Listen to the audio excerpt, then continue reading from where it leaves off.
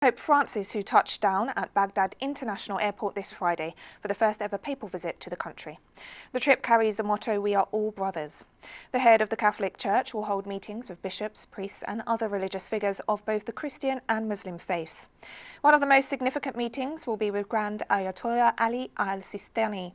Described by the Pope himself as a long-awaited and much-desired trip, this will be his first international tour after 15 months without mass public activities due to the COVID-19 pandemic. Iraq receives the Pope, still under US military intervention and occupation and suffering ongoing terrorist attacks, sponsored mainly by Western countries.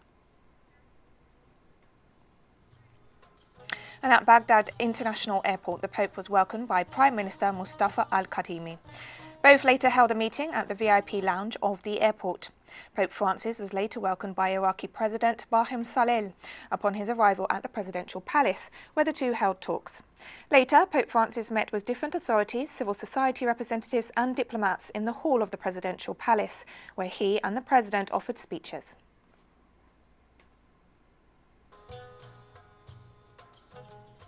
And Iraqi President Barham Saleh said Friday the world is losing its diversity and pluralism in a speech during the welcoming ceremony for Pope Francis. Our world is undergoing an era of intersections and polarizations, where a vast part of it, and especially in the East, is losing the ability of diversity and pluralism.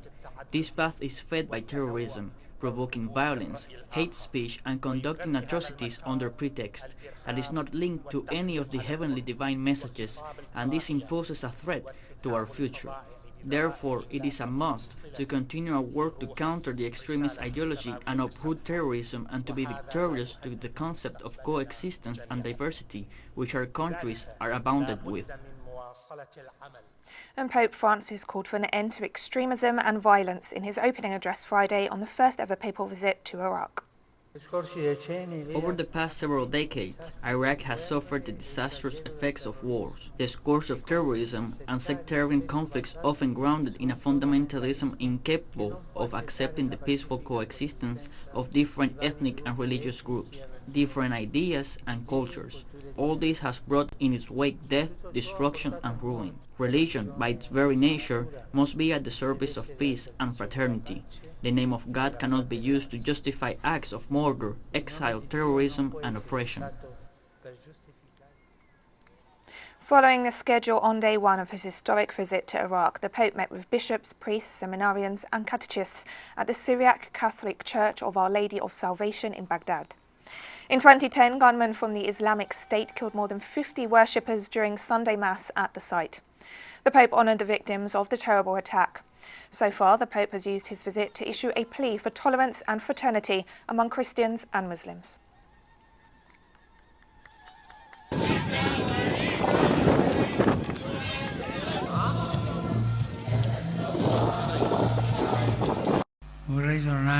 Let me mention once more our brothers and sisters who died in the terrorist attack in this cathedral some 10 years ago and whose cause for beatification is underway. Their deaths are a powerful reminder that inciting war, hateful attitudes, violence or the shedding of blood are incompatible with authentic religious teachings. I also want to remember all the victims of violence and persecution, regardless of the religious group to which they belong. Tomorrow in Ur, I will meet with the leaders of the religious traditions present in this country, in order to proclaim once again our conviction that religion must serve the cause of peace and unity among all God's children. And hundreds of Iraqi citizens lined up in the streets of Baghdad to celebrate the first ever papal visit to the country. Holding Iraqi and Vatican flags, people chanted and danced as Pope Francis' motorcade passed by them on the airport road. Others who were unable to see the Pope on the streets watched on TV. Francis told President Barham Saleh and other Iraqi authorities gathered at the presidential palace inside Baghdad's heavily fortified green zone that no one should be considered a second-class citizen, adding that Iraqis of all faiths deserve to have the same rights and protections.